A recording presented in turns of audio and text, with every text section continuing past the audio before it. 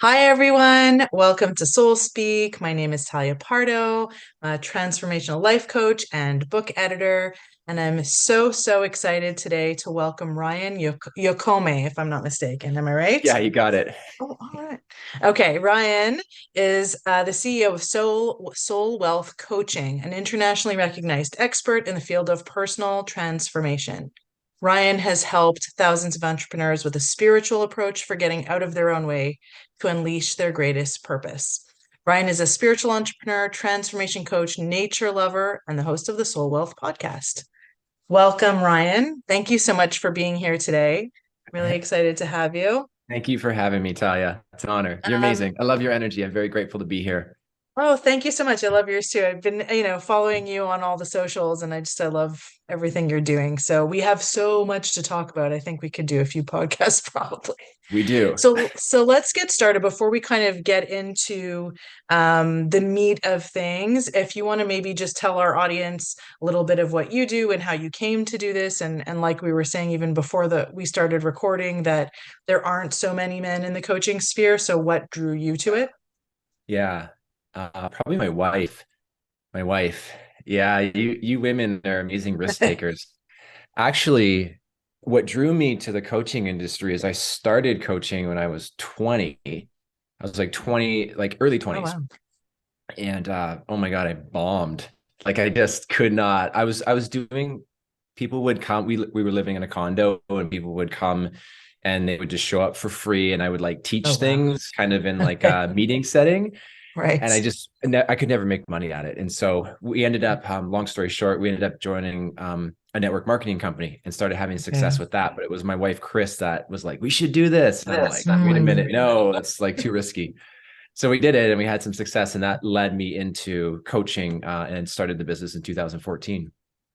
Wow. Wow. And that's how did it feel taking a risk like that? Did I mean, it's natural, I think, anybody who starts out with the business to maybe not have Yeah. success in the beginning and then Yeah. go back to something that didn't go well for you. Yeah. I mean, I think it's always been a At part first. of my sole purpose is to Hmm. serve people. And when we went into the network marketing industry, like we did well. Like I think we did, like to be honest, I think we did around 350,000 in commissions Wow. over like a couple to 3 years. But that was the first time we've had success. And I was working just all with people, just leading groups of teams and large events and stuff like that. And I felt like on purpose, but then eventually it got to a point after a few years where I was craving more creativity. And Mm. when you work in a network marketing company, there's like you have to kind of follow certain methods and there's compliance with the company. And you can't do certain Hmm. things that you can do in a coaching business. So that's when I decided I really want to venture into the side of coaching and started the business in 2014. It was scary because it's going from that transition from commission based into full-time coaching, Right. like self-worth, charging your own money, feeling Yeah. responsible for clients. I mean, there's a lot of things that come Mm. up for people. And so I Yeah. stepped into that space and been doing that, transformational life business type coaching for the last, I guess, 8 years or so. Wow. And we've been very fortunate. Like we right away started having good success. I think if you were to quantify it, I think I've worked with people in like 12 different countries around the world, like very global based business. Wow. And we've probably done close to like 2.5 million now in sales, somewhere in Wow. that range. So yeah, it's really cool. I'm very Yeah. grateful. It's just a Yeah. reflection of serving people. But what's interesting is when I started working with people, I thought I was going to teach them about business. But when you got into it, they all were having Mm. challenges in the relationships. And so this whole masculine and feminine conversation was like every conversation I was having since 2014 until now. So I'm sure we can have a lot to talk about on this topic. Oh yeah, well, I've been having conversations and in my own journey recognized, as a new entrepreneur, understanding that I've had to face so many personal issues that have been, I hate to use the word stimulated or catalyzed to the surface because of because of my business. So, like you said, you deal with, limiting beliefs or core wounds or self or impressions Yeah. and knowing your worth because you have to apply it in what you're doing. So how did you guys decide to do it together? Because it's not often you see a husband and wife team or, a couple working together in the coaching Yeah. realm. Well, so funny story behind that. So with both businesses, the network marketing first and then coaching, Chris started the network marketing kind of thing, but then I ran with it. And she Mm, started the coaching first, but I really like aggressively started to build it. And okay. once it started making good money, she's like, "Oh, I'm all in." You know, like she could see there was a pathway to Right. actually changing our lives, she went all in. And so that's when we started working together, but we work together really well. We're awesome in business That's together. good. Actually, we do more work on our personal marriage Right. because we have more conflict there than we do in Mm. business. We actually work extremely well in business. It's really fluid. So what is it about the two of you that makes you work well together in business? We Where does complement that each balance other. come in? Okay. Yeah. Okay. So So are you the like she's, the more driven, masculine, yeah. um, and she holds space for all of that to happen and supports it, or Well, I'll give you a real like grounded, rooted understanding in business. So she is awesome at sales. She's okay. so good. And she sells for our company, she sells for other people's companies. And so where I'm really strong is coaching. Right. I actually don't like doing the sales. I don't necessarily like to have to like be on the sales calls and stuff. And so she, for a lot of our group programs, will do those calls, but she doesn't necessarily like to have to coach people.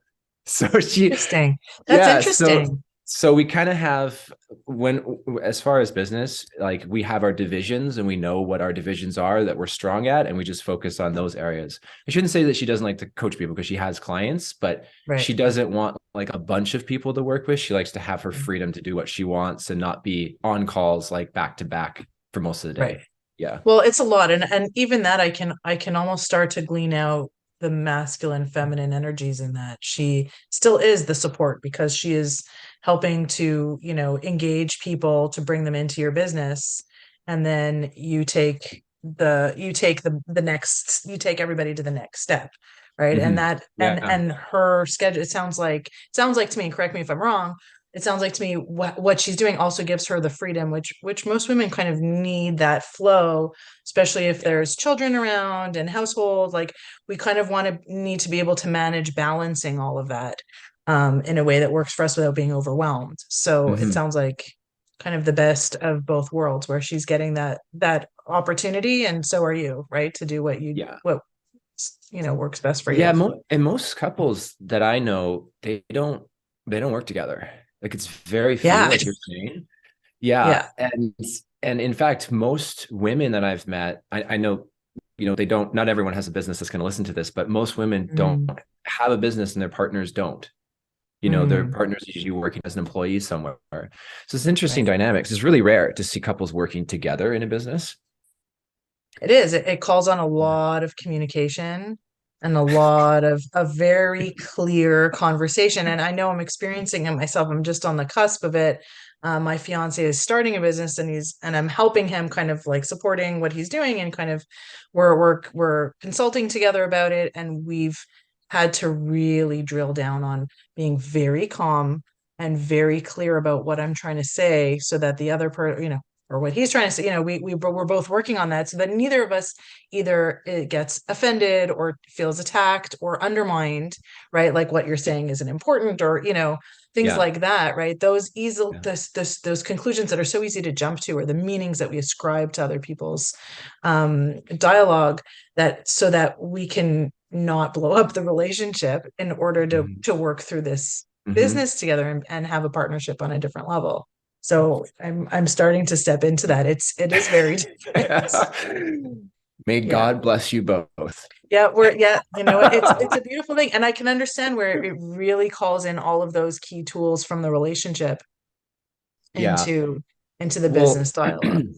one of the things I've learned in working with Chris and being married, we've been together now for 22 years and been in business for at least 14 years, Oh, is the difference between men and women. Like, yes. so, we always ask our clients, would you rather be respected first and Mm, cherished second, or cherished first and respected second? And for me, I'd rather be respected. I have no desire to be cherished. But Yeah. Chris wants to be cherished. Yeah. And so to understand how we communicate with each other is very, very important. And so I know when I'm talking to my wife, it's very important to her that I'm present, that I'm listening, that she can feel me, that I'm not Yeah. criticizing her.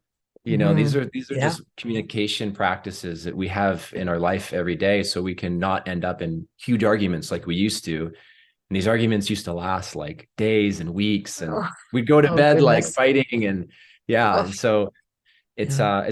it's been an integral part of our work. And not only that, but the practices around masculine and feminine have allowed us to go from boyfriend girlfriend to engaged to married to having a child now. Like, there's been progression in our relationship, Right. which is a sign of commitment.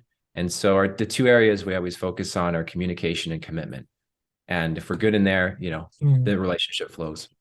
Yeah, and I think that's a great rule of thumb to apply in any relationship. While you were talking about that, that's what came to mind is that, through arguments and things like that, what is the difference between a relationship that falls apart or is shaky and not is the commitment to see this disagreement through, right? Not to ascribe Mhm. enormous meaning. Of course, when we're talking about healthy people, right? People who are not abusive, and we're talking in the realm of it's a disagreement that may escalate and drive a wedge, but not stepping into abusive realms, right? So, Mhm. but if you're committed and to see the relationship maintain its wholeness, right, and to get to the other side of the argument, that's where the communication has to be the priority, right? And not to Mhm. just allow the disagreement to take over everything and then dissolve the relationship. But Mhm. that's actually something I wanted. I'm happy you brought up the evolution of your relationship because we had discussed it on our first call together, and I'd love for you to talk to us more if you're open to it about for you as a man, because that's part of my overreaching theme for this season is it's very important to me to bring to the awareness of our audience, and I think more to the awareness of the feminine world, the the characteristics and the ways that we can appreciate the contributions that the masculine does bring to our world, to our relationships, to our families and our homes, because I think that that is being maligned in a horrible manner these days. So, Mhm. how for you did you go from being a boyfriend for many years? I think you said that it took you were partners for a long time Yeah, a long time. until right Mhm. to the decision that no, this is something I want to formalize or officialize with a marriage. And Yeah. what did that mean for you as a man? Like what changes happened to you? Sure. Yeah. That was a real fast-paced time of our life. That was in 2018. We got married and we were engaged about a year and a half prior to that. Yeah. So yeah, it was it might even just been a year before that. So, but anyways, it, there is a deep fear of commitment that I was going to lose my freedom. Mm, And I think Chris had a very same feeling. And okay. so we never fully committed to that next step in our relationship. And so Okay. you end up kind of becoming stagnant to a certain Right. degree. So for me, there was a moment, for one, I was working with my life coach and she said to me, like, crap or get off the pot. Like, are you like, what's the deal? Are you Hmm. going to get engaged or are you not? Like, what's the deal? And you see this a lot with men. They're very non-committal. I mean, there's Yes. so many men right now that are in a long-term relationship and they're not married. Yeah. And right. And it's usually from the masculine standpoint, it's a fear of losing the freedom and it's a fear of the commitment. And is it the concept of like the potential freedom? Because if you're in a couple as a boyfriend and girlfriend, what freedoms are there that you don't already have or have already given up that wouldn't what would change really from one to the other, from one state to the other? What are those freedoms Yeah. that are such a So worry? that was my belief for a really long time was that, well, it's the Mm, same. If you're married or you're a boyfriend and girlfriend, it's the same. What's the mm, difference? And there is a different level energetically that happens. It is. There's like, because I proposed to Chris in Maui, we like bonded mm. on a deeper level Yeah, of intimacy. And then absolutely. And then when we got married in San Diego, so we did this impromptu kind of wedding. We gave everyone 2 months notice, and Mm. we flew down to Oh, San Diego and got nice. married. It was amazing. But there was another level of commitment there. And then we had Noah. It's like another level of commitment. Mm. So when we teach masculine and feminine, it's something we've really embodied because we've gone through these stages in our relationship. And they're Right. scary, right? Because you're Oh, yeah. stepping in like, oh my God, I remember my sister, when she got married, she was getting married and she thought, I could run away right now. I Mm. could she was like at the ceremony, and like we all have these fears of like committing, but we see it like committing to the business, committing to our relationship, but then it's the friction that's created with our resistance that we need to break through it. Like the breakthrough is going to create the Right. miracle on the other side, but we sit in this like waiting. That's what I did. At least I sat there as a man for quite a while, Mm. and God bless Chris's soul, because she probably should have left me. Like, like any Right. women that's like waiting on the ring, like you got to make the decision. Right. Right. Well, and the thing is, I think that when you say like the losing the freedoms, it's the potential of I can leave this when I choose without, any repercussions or obligation Totally. to feel any Yeah. obligations, right? So that's the Yeah. deepening of the commitment. And I know where you're like, I've just recently got engaged. And so I Yeah. see it. Congrats. Thank you. I see it in my fiance, who I don't think he planned to get married. And then, as our relationship progressed and I let him know that that was actually important to me, I could see those decisions being made and resolved in Mm-hmm. his mind. And it has been a different level of commitment even since the engagement. Yeah. And so, when we're looking at all those men these days in modern society in today's world who are non-committal or either in long-term relationships without getting married or not even in a serious relationship, in a committed relationship, and are just happy to be on their own, where do like what do you see about them in their masculine energy? And maybe this question isn't going to come out right, so I hope you're going to like catch my drift, but like what is it that they're either undeveloped, not developing about their masculinity or avoiding, that's causing them to stay, like you say, in this stagnant state?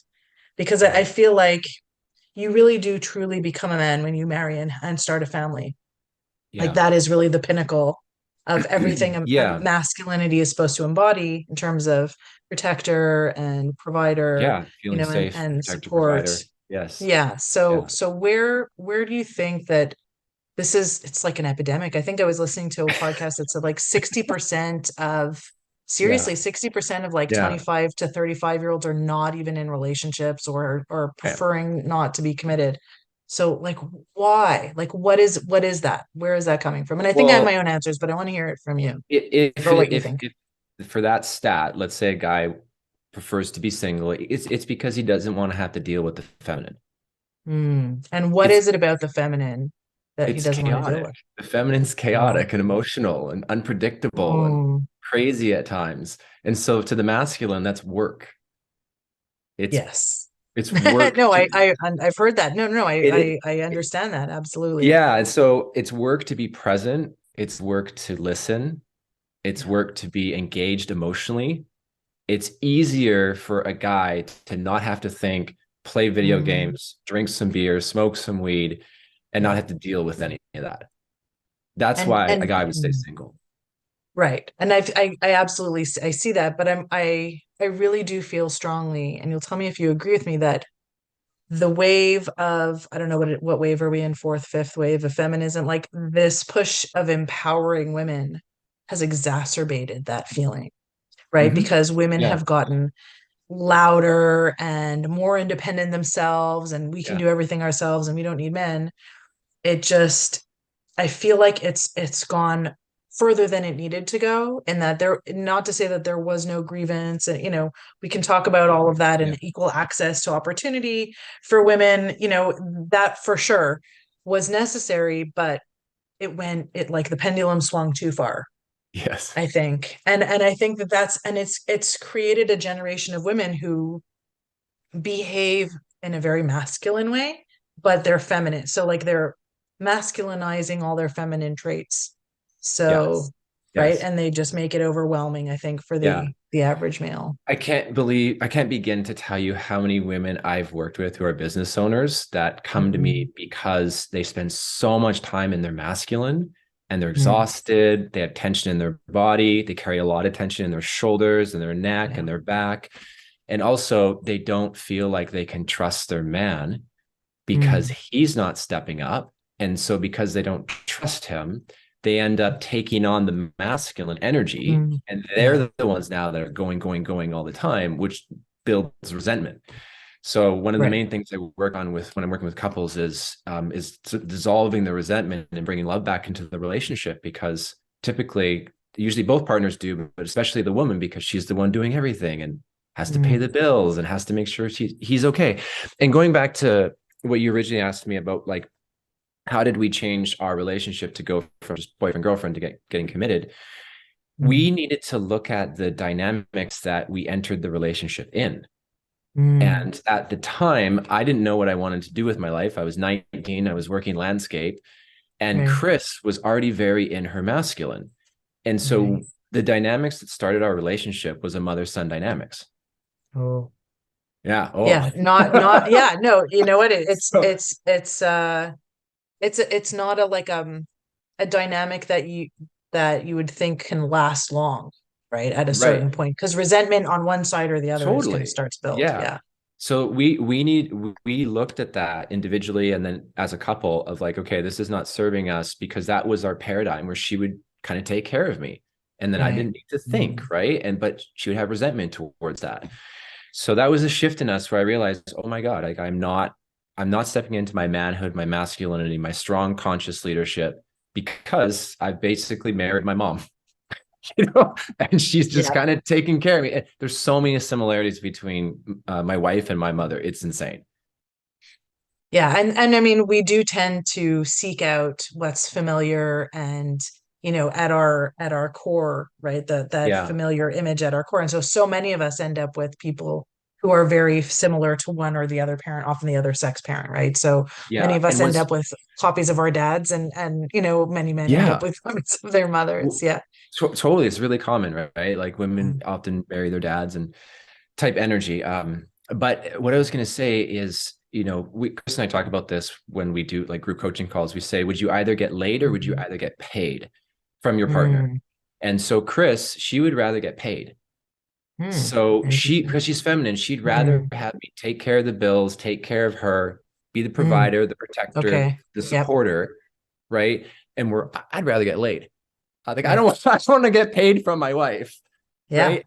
But the problem with our relationship in the past is we were the opposite. She was the one making the money, she was the one Yeah. providing, so she was Yep. the one, paying me essentially. And so the relationship wasn't serving our highest from our core essence, because she is core essence feminine, I am core essence masculine. Yeah. But Yeah. it runs even deeper with men. I mean, I grew up. I'm so glad you got my last name right. Yes, it's Yokome. It's Japanese. So, okay. And so I grew up with a Japanese father, like very strict. My Mm, mother was a stay-at-home mom, Canadian mother. And, I learned at a young age that it wasn't safe for me to express my mm, feelings and who I was and like truly express who I was as a man. And so I just shut that part of myself down. So it's a big part of my manhood that went dormant. right. And so it took me like years to cultivate that again. And Right. I truly believe this is what has happened with a lot of men. Either they're overly mothered or Hmm. their father may have like judged them in some way. So they've actually shut down a part of their masculinity. Hmm. Well, I definitely agree with the overmothering. We're in this helicopter parenting, Mm-hmm. for the last 30 years too, right? So, and I think that's a part that's linked to women trying to feminize men, right? So like feminize, talk about your feeling, like just create these qualities in their boys that they want to see from themselves, Yeah. but it's the feminine who's expecting it from the masculine. But what's interesting, or like, I don't know if I can phrase this as a question, but you said about your father who's very strict. So Mm-hmm. the one of the kind of stereotypes around masculinity is stoicism, right? Mm-hmm. Not allowed expression of emotion. And so how do fathers like how do fathers go about getting that right to teach that emotional strength in their boys without it translating into shut it down because you're not allowed to express it, instead of you're allowed to own it, you're allowed to speak about it, but without it being out of control and chaotic, right? Hmm. Hmm. How do, like, I don't know, that's a big question. How do we tell fathers how to do that? Because you experienced the opposite, right? You experienced the shutdown. Yeah. So it wasn't translated well to you in a way, Yeah. right? Yeah, I think it comes to just different stages of masculinity. And I mean, I'm a father, but I'm a father to a daughter. So I don't Mm, have a son yet. I actually think yeah. that's going to be a very, very interesting journey because we are looking to have our second child. If it is a son, it's going to be a lot of growing, I believe, on my part. Mm-hmm. Um, but Yeah. being a father to, at least my daughter, it's different than how I would communicate if I had a son. Right. Well, It's first of all, I'll say totally good different luck because dynamics. What's good luck that? because girls are, I said good luck. Well, I have two girls, and I just know Yeah. that, like, it is, especially girl children, they are just Yeah. so much of the emotional Yeah. energy, so it is a lot of different kinds of Well, communication. well, And to raise sons these days, I see that as it's a huge honor, but a huge responsibility yeah. to raise boys in this world. Yeah. So I haven't gone down that route yet. So I wouldn't know, like, I really need to experience it and learn and Mm, develop as I grow. So I can't quite speak on that. But what I was going to speak on is may help mm, your audience is I hear this a lot is women want their man to step up. They mm, desire him, they see his potential. I mean, that's why that women, got with that guy because they saw his potential. And they don't quite understand how to communicate with him. yeah. And so a lot of the work that I do with women is just helping them understand how to communicate in a healthy way with your man because they don't understand. And No. it Yeah. okay. No, you're I can right. No, give no, you I'm tips if you want. absolutely. You're turning this, like, you're going down exactly the road I wanted to Okay. go down with you. So please continue. Well, and the reason why I believe this work is so important is because you women, you help us men grow in consciousness. So if Mm, we're in a dynamic, so like Chris and I were of mother-son dynamics, it's disempowering the man, it's emasculating him, so he'll never step up.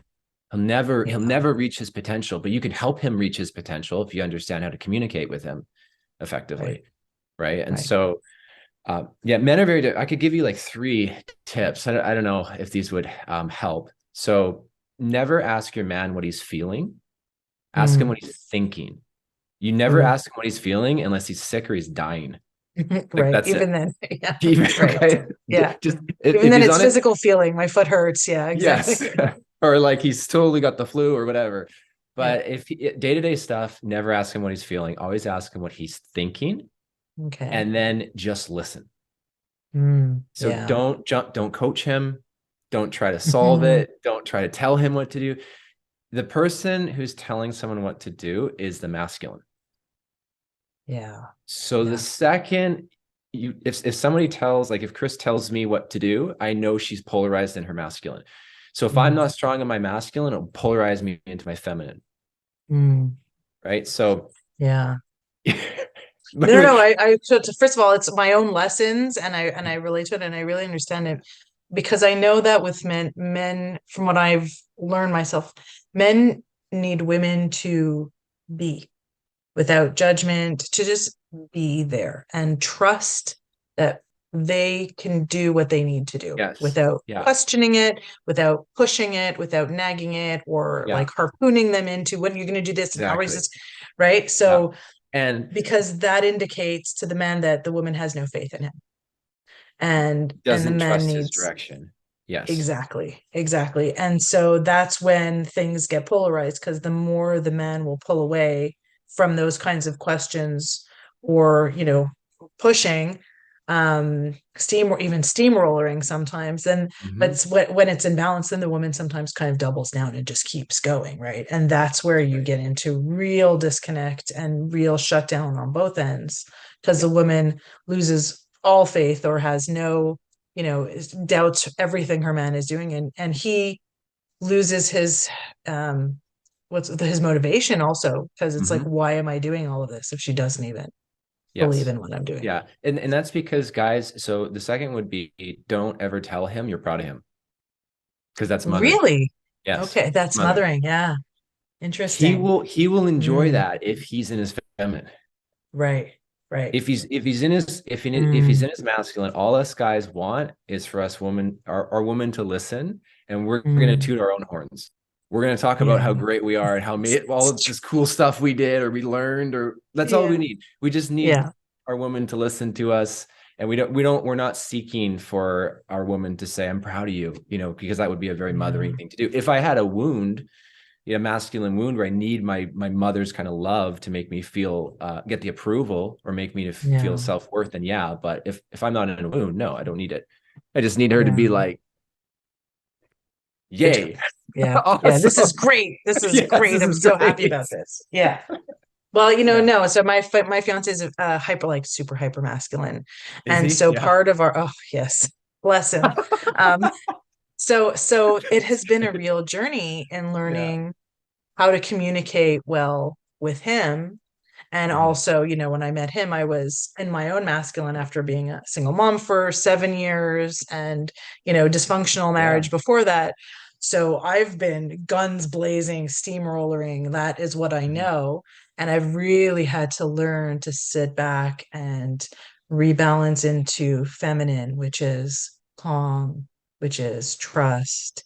Even if in my mind it's going nuts, it's not going to be productive to show that at all. And that's what I've learned. It's counterproductive.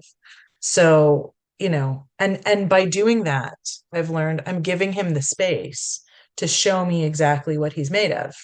And that's how it builds my trust because he does step up. Yeah. He does show me what he's Yeah. made of. And then that, then feeds into my trust in him so that I can relax even deeper into it.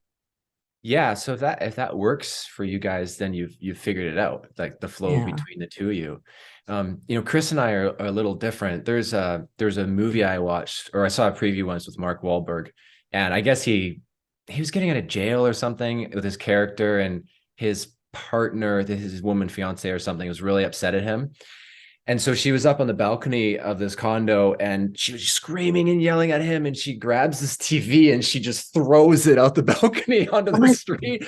And, Chris is like that. She's kind of crazy. Like she's thrown alarm clocks at me and I've had to hide the knives. Like she's mm, feminine. And I think the misconception, especially online, is I see this a lot with women is they think feminine means meditating and just sitting there and being calm and still. It's oh actually no. the Yeah. total opposite. It's chaos, it's craziness. And sometimes you need that because if you're not expressing your emotions fully, like you're controlling them, then it's going to bottle up. But if Yeah. you, it will actually help your man too. Like he might think like, whoa, like calm down. Like he's going to be like, this is too much, right? Yeah. But it will actually get the energy and the flow going between you guys. Just don't do it all the time, but it could be good. No. Yeah. Well, no, I'm not to say that like I just stay quiet all the time. It's Yeah, that there are those fluctuations, but I've learned that what's more productive is to express it in a way that he can hear so that he doesn't feel like I'm coming at him with like this arsenal, right? he'll So that grow though. He'll it grow though in the arsenal. fills in. Yeah, he has. I've seen that too, but I He try to will. That's reserve where it he'll for really grow. like He I probably don't loves the peace. he He loves the loves peace. it That's all he when asks it's for. peaceful. Yes, exactly. But that's what I mean is that is the last resort, right? Yeah, Because using it too yeah, often it makes everything too stable and it's not healthy. But really, sometimes that last big expression is what makes the next step happen. But it also needs to be mindful that, it yeah. has to be done in a way that's not over the top or over, Every like couple, not yeah, constant. every couple is so different because I know couples who do not fight ever. Like they never fight. Oh, I don't know that. And Yeah. that's at least they tell me that. But they're Yeah. they're more docile. And then I know other couples Yeah. that fight like crazy and they have crazy sex. It's just like Yeah. polarized. It's just everyone's so different. But I High think, energy. yeah, I Yeah. think what matters is what you're saying is like you find what works for you, and then that works, between you and your Yeah. partner, and then you keep going deeper into that, and then that's what evolves the relationship. Like, you go deeper than the drama. and then it evolves Well, things. that's it, right? When you maintain it also at a level of when it's drama for the sake of drama and everything is about drama or about control, Yeah. like there are, nuances to it, right? Are you fighting all the time because one side needs to have the control and the other, Yeah. that's a different element. And how Mhm. much, energy do you want to put into that? It's about, what I've Yeah. I guess what I'm trying to also express is understanding those are the communication methods. Like what is going to be productive? How are we going to hear each other? And then also, how do we pull it back when it does go over, a little bit above the above board, right? And a little bit Mhm. above the line of, it becomes an argument, right? Then how do we pull Yeah. it back in the conversations we need to have after? Yeah. Yeah. Exactly. Yeah. If it gets really ugly. Yeah, we don't want it to get ugly. But so this is wonderful. So do the Yeah. two of you, you said that she also does calls. Does your wife, Mhm. do you ever do them together to work with couples together? We do, yeah, yeah. We've done a few of those calls together, whether they're like single sessions or group sessions, where we actually are here, actually in my office, and then we're working with a client together as well. And then we've also, well, I've done calls with couples as well. Chris hasn't as much, but yeah, that's Okay. always fun because you become the mediator, Yeah. right? It's like counseling or therapy, and then the couples start to open up and talk about things they wouldn't normally talk about. So you Right. kind of have to intervene because it becomes like an argument. Calm it down. Yeah. Yeah, Bring it for back sure, together. right? Yeah, Yeah, absolutely. but it's important that you're guiding them and understanding their own how they're embodying their own masculine or feminine energies and what might Yeah. need to be rebalanced, Yes. right? Yeah. And so, The last thing I was gonna say is the yeah. third thing that I didn't finish off Yeah. on is the third Yes, you tip had for said three men times. who are listening is your man will if you how do I put it? If you like not necessarily praise, but like when I Mm, work, because I work from home, sometimes I get on a call and Chris will be like, "Go kick ass, honey." If you say things like this, it will lift your man up. It will really mm, empower him. So if you're always like, if someone's always criticizing him and they're coming down on him and they're bitching and complaining about him, he won't want to spend time with her. And so it'd be better if she started seeing the good qualities in him, empowering him. And like, that's not mothering, that's actually being empowered, like an empowered couple in a relationship. It will raise him up and he'll actually start to cherish her if that's what she desires. So maybe date right. nights, doing more things for her and taking care of her. Right. Well, I feel like that might be across the board for anybody. Nobody wants to be around someone who's just criticizing them and Totally. putting them down anyways. Yeah. But I think it allows the men, but it sounds like my own understanding, like it allows you to feel safe in a space to open up your heart and your sensitivity to your woman, Yeah. right? Yeah. That's part of it is that's I think a little bit of the mistaken impression that a lot of women have because men are less expressive, that they're heartless, that they don't get hurt, that they don't care. When actually the majority of men have really big hearts. They care so much. They try so hard, and to not be appreciated or recognized for that, Yeah. and instead to be just maligned for their failings, it's just bringing down men. I think everywhere in such a big way to understand that to go from the provider. And I had this conversation and in another podcast, which is it seems to be a theme that I keep coming back to because I really connect with it and that understanding that the provider is not going out to hunt the saber-toothed tiger anymore, right? Like you're not putting your life on the line. Most men, although there are so many men out there in jobs today that are physically dangerous, right? And who their lives are on the line. And we appreciate that so much, but most modern day men are not putting their lives on their line to provide. And so it's very easy for us to forget that it still is a big challenge for men to provide these days, right? To provide for their family, to create either a successful business or to find a job that is lucrative. And so it is like a battle out in the outside world. And to recognize that in their men when they come home and to show that appreciation or, empower him and encourage him to keep going because he's doing it for us, for someone, for the home, for the family, for the wife. So Yeah. it's something that I really try to keep at the top of my mind, Mhm. and talk about because that's something I think there's like a lack of appreciation or a taking for granted around men because it's too easy to gloss it over because it's Mhm. not readily apparent. Yeah, and there's definitely a certain stigma with men in society that, you know, they're not allowed to talk about their emotions or they don't have emotions, like you're saying. Yeah, and we definitely have emotions. we we have them. The Right. other thing that's going to add is I think men just in general, like for me, one of my healthiest outlets is exercising. I exercise about 6 days a week. I do triathlons and marathons too, and for me, that it's such a strong outlet to be able to get the body moving, and Yeah. I think that's a thing that definitely men need. But also, you know, men need other men. Like, you know, I'll listen to a lot of audiobooks like David Goggins or Grant Cardone stuff. And I need sometimes a strong masculine man. And going back to the criticism, men need criticism.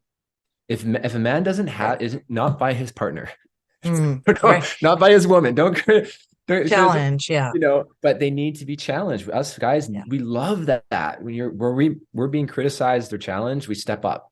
Absolutely. And Right. without that, we kind of drift. It's like we become soft. Right. Well, because there aren't any more of those initiations like we've, Yeah. those, and I think there are still some, nomadic tribes that do those kinds of initiations for their boys, right? Where they have to go out and bring back a wolf's head, things like I'm Yeah. Yeah. stereotyping, but Something. Yeah. right, like they're physical initiations, and those are aligned because there was a deep understanding of masculinity and what it is to be a man and initiate into manhood.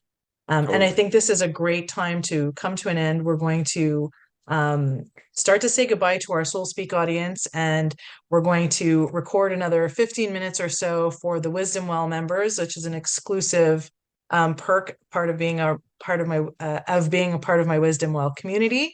So we're going to close it up, and I think this is a great place to close it up to understand that what men need, how, and you gave some great tips about the ways to approach your man or talk to him, and phrase things. And so to close up for our general public audience, I'm going to ask you for a book off the top of your head for my Soul Speak guest recommendation list. And then if you can tell our audience where to find you and how to connect with you, that would be Yes. great.